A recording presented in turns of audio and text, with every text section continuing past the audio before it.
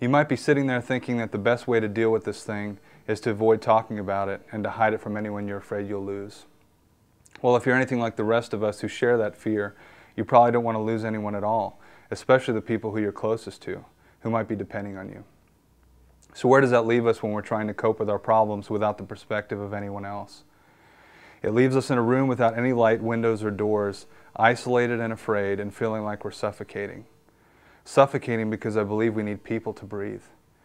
Or in other words, we need each other to truly live. We need a safe environment in which we can be open and honest about life as we know it. There's something amazing that happens when we can share what's really going on in our lives with someone who's agreed to walk with us. We find evidence. We see the tangible evidence that God is about sticking it out with us for the long haul. And real community, the kind we need to strive for, is the one that reflects this about God.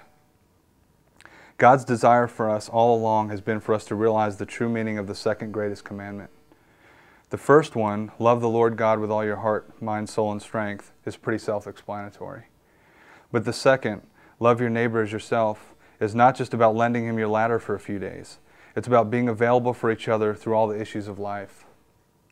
So my prayer for you and I is that we'll resist the urge to hide, that we won't put on our Sunday smiles and try to act our way through life. I pray we seek and find those who are willing to walk with us through our stuff, and that we'll make a choice to do the same for them.